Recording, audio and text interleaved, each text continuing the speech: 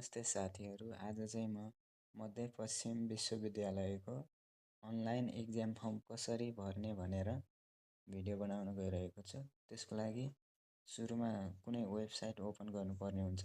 मैले चाहिँ Google open गरेँ। गुगल ओपन गरिसकेपछि देख्न सक्नुहुन्छ सुरुमा www.yamuexam.edu.np मा सर्च गर्नु होला। सर्च गरिसकेपछि सुरुमा आएको लिङ्कमा क्लिक गर्नु होला। क्लिक गरिसकेपछि यस्तो खालको इन्टरफेस ओपन हुन्छ। ओपन भइसकेपछि यो देख्न सक्नुहुन्छ यहाँनिर 3 लाइन रहेको छ। यसमा क्लिक गर्नु होला। क्लिक गरिसकेपछि लास्टमा देख्नुहुन्छ अनलाइन इक्जाम फर्म भनेर रातोले हाइलाइट गरेको छ। यसमा क्लिक गर्नु होला। यसमा क्लिक गरिसकेपछि अब देख्न सक्नुहुन्छ यस्तो खालको इन्टरफेस आएको छ। यसमा चाहिँ मैले डेस्कटपमा राखेर गरेको हुनाले यसमा होम र लगइन भनेर सुरुमै देखाएको छ। यदि डेस्कटपबाट हटाइयो भने यस्तो खालको देखाउँछ, जसमा 3 लाइन मात्रै रहेको हुन्छ।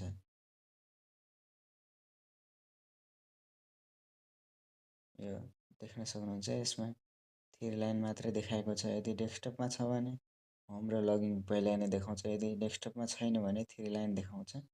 मैले यसमा 3 लाइनमा क्लिक गरेँ। अब देख्न सक्नुहुन्छ यहाँ होम र लगइन भनेर देखाएको छ। यसरी अलिकति असजिलो हुने भएकोले मैले यसलाई फेरि पनि डेस्कटपमा नै राखेर गर्छु। देख्न सक्नुहुन्छ होम र लगइन भनेर देखाएको छ।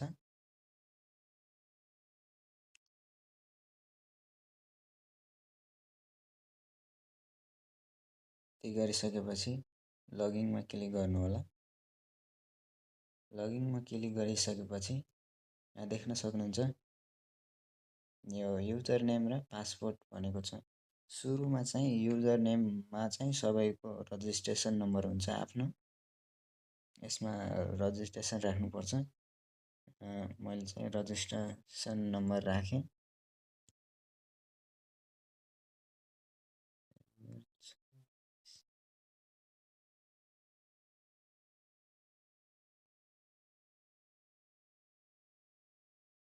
अनि पासवर्डमा चाहिँ आफ्नो जन्ममिति कलेजले नै राखिदिने भएकोले सुरुमा चाहिँ आफ्नो जन्ममिति राख्नुपर्छ।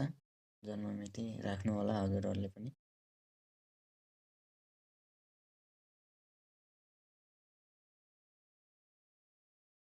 जन्ममिति राखिसकेपछि लगइन गर्नु होला। लगइन गरिसकेपछि यसलाई चाहिँ अब यहाँ देख्न सक्नुहुन्छ यस्तो इन्टरफेस देखाएको छ। यहाँ करेन्ट पासवर्ड भनेको छ, न्यू पासवर्ड, अनि न्यू पासवर्डलाई कन्फर्म गर्ने भनेको छ। करेन्ट पासवर्डमा चाहिँ आफूले जुन सुरुमा राख्नुभएको थियो नि पासवर्ड, जुन जन्ममितिको त्यो नै राख्नु होला। र न्यू पासवर्डमा चाहिँ आफ्नो नयाँ पासवर्ड बनाउनु होला। र जुन न्यू पासवर्ड राख्नुभएको छ त्यो पासवर्डलाई यसमा कन्फर्म गर्नु होला र सेभ चेन्ज गरिदिनु होला।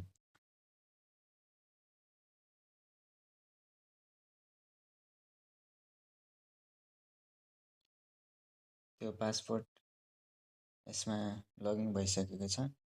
फेरि यसलाई फेरि पनि लगइन गर्नुपर्ने हुन्छ।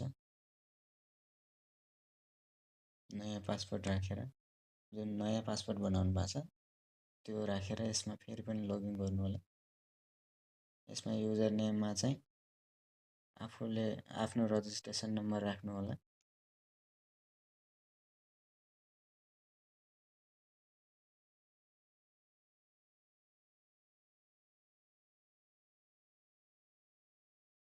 र पासवर्डमा चाहिँ आफूले अहिले जुन नयाँ पासवर्ड बनाउनु भएको छ त्यो राख्नु होला।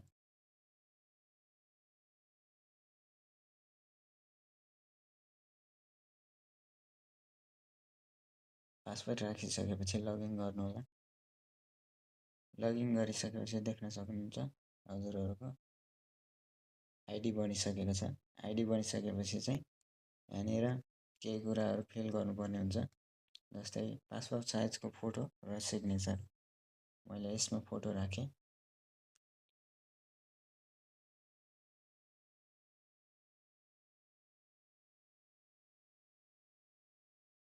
फोटो राखिसकेपछि अब यसमा चाहिँ सिग्नेचर राखेँ।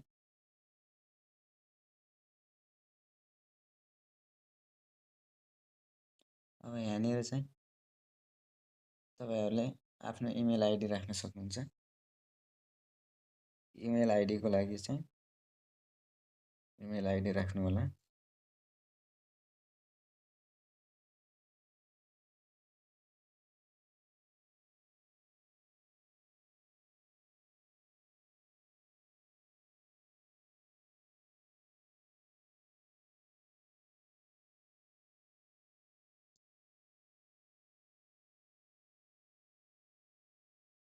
यसलाई पेस्ट यसलाई सबमिट गरिदिनु होला।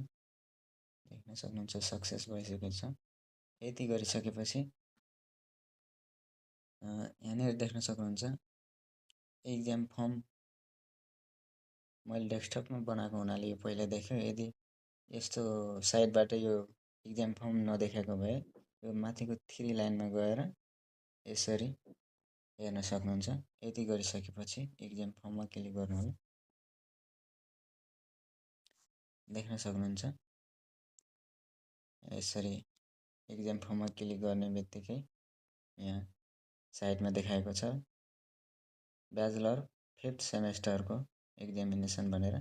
यसमा चाहिँ पे भनेर देखाएको छ। यसमा क्लिक गर्नु होला।